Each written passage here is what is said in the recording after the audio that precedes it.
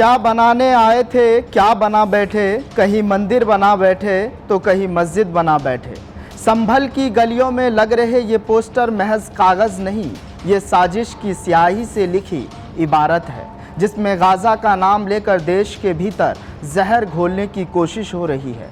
ऐसे में सवाल ये कि फ्री फिलिस्तीन के नारों के पीछे कौन सी सोच है जो हिंदुस्तान के खिलाफ जहरीली हवा फैला रही है। क्या ये वही सोच है जो मंदिरों को मलबा और मस्जिदों को मुद्दा बनाकर दंगे की आग सुलगाती है। लेकिन योगी सरकार साजिश रचने वालों के खिलाफ कमर तोड़ने की तैयारी में है। पेश है एक रिपोर्ट। खेल का नियम है, गोटी गोटी को काटती है। संभल देख रहा है संभल संभल कर जामा मस्जिद हरिहर मंदिर विवाद में नेताओं की चाल को, बयानों की ढाल को, गुजरते हुए साल को, वोट की होड़ में बिगड़ते माहौल को। लेकिन संभल में जो भी कुछ चल रहा है, क्या ये राजनीति है या वहाँ की आम जनमानस की प्रतीक्षा? संभल संभल कर हम भी संभल का हालात बताने के लिए एक रिपोर्ट लाए हैं।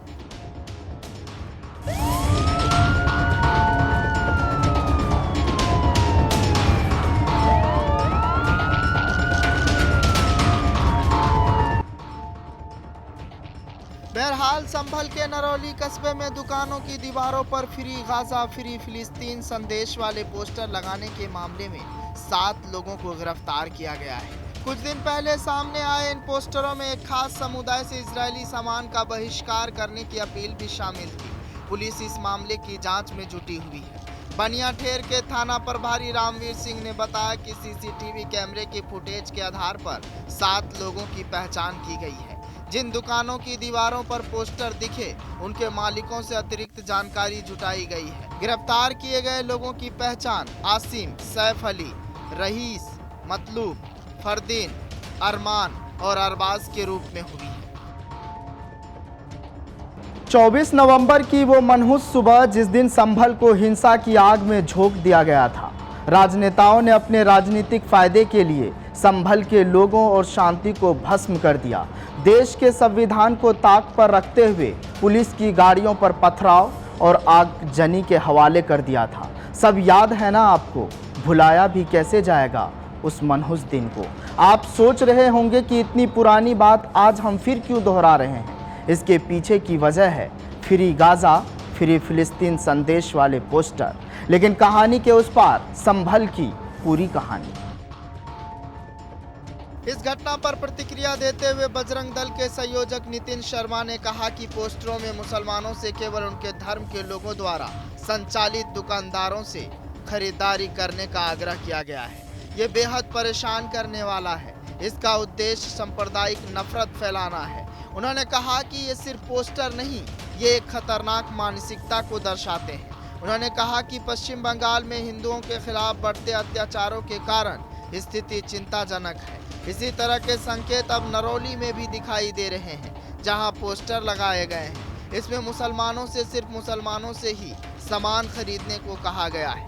उन्होंने पूछा कि कौन दंगा भड़काने और शहर को आग लगाने की कोशिश कर रहा है। संभल में दिखे फ्री गाजा फ्री फिलिस्तीन लिखे पोस्टर, मुस्लिमों से इजरायली सामान न खरीदने की अपील।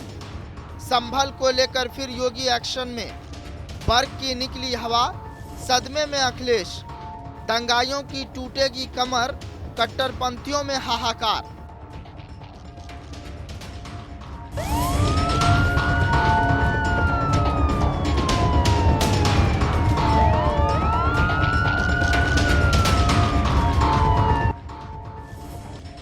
संभल में हाल ही में हुई हिंसा के बाद कई पुराने मंदिर और कुएं मिले हैं। ऐतिहासिक महत्व के इस शहर में हिंदू मुस्लिम आबादी के अनुपात में बड़ा बदलाव आया है।